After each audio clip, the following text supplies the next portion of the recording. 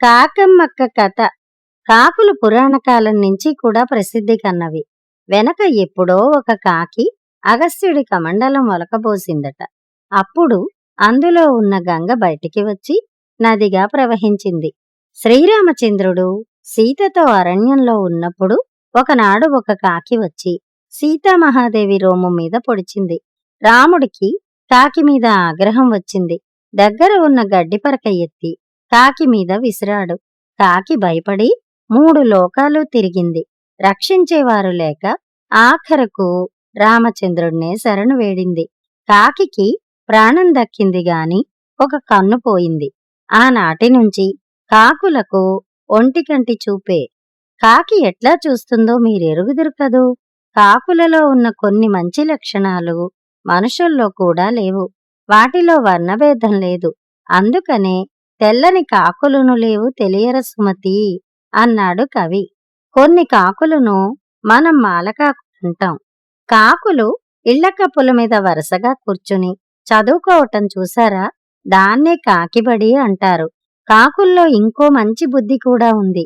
ఒక కాకికి తినేటందుకేమైనా దొరికితే అన్ని కాకులను పిలుస్తుంది.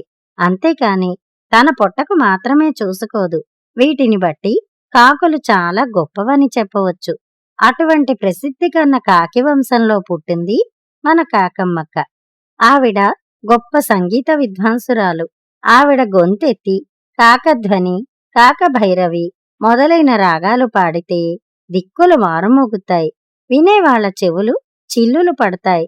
కాకమ్మక్కయ్య మొగుడు కాకిబావ చాలా విద్యలు నేర్చినవాడు. పిల్లలు నెత్తికొట్టి చేతిలో ఉన్న అప్పచ్చులు కాజేయటంలో నేర్పరి. ఇన్ని గొప్ప గుణాలు చూసి కాకమ్మక్క కాకిబావను వరించింది. ఒకనాడు పొద్దున్నే కాకిబావయ్య కాకమ్మక్కయ్యతో అన్నాడు కదా, ఒసే కాకామణి, మనం ఈ పూట ఎక్కడికైనా మంచి చోటికి విందుకుపోతే ఎట్లా ఉంటుందే అన్నాడు. బావకు సంతోషంగా ఉన్నప్పుడు అక్కయ్యను కాకామణి అని పిలుస్తాడు. బాగానే ఉంటుంది, ఎవరింటికి పోదాం అని రాగం తీసింది కాకమ్మ. కాకమ్మక్క ఎప్పుడూ మామూలుగా మాట్లాడదు, సంగీతంలో తప్ప. దగ్గరే నాయుడుగారి ఇల్లుంది.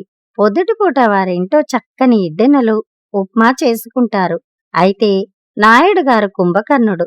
బారెడు పొద్దెక్కిగాని లేవడు. ఏ మనుషులో వీళ్ళు. మనలాగా వీళ్లకు తెల్లవారుజామునే లేచే అలవాటు లేదు. ఒట్టి సోమరిపోతులు. మన ఇద్దరము నాయుడుగారింటికి పోదాం. నువ్వు కమ్మగా ఆయనకు మేలుకొలుపులు పాడు.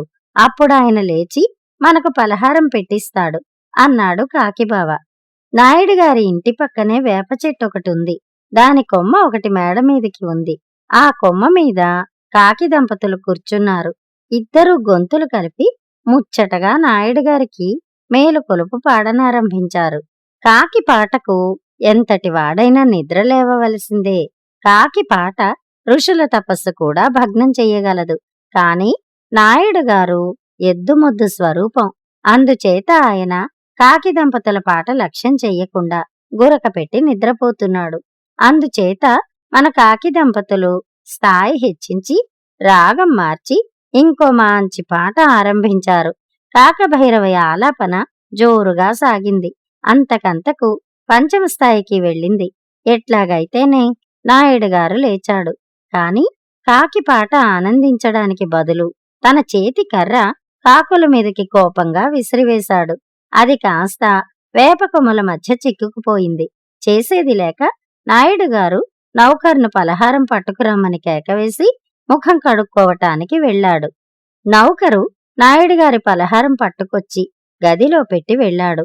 6 ఇడ్డెనలు, కమ్మని నెయ్యి, గారెలు, బిస్కెట్లు, వెన్న అన్నీ పళ్ళెంలో ఉన్నాయి.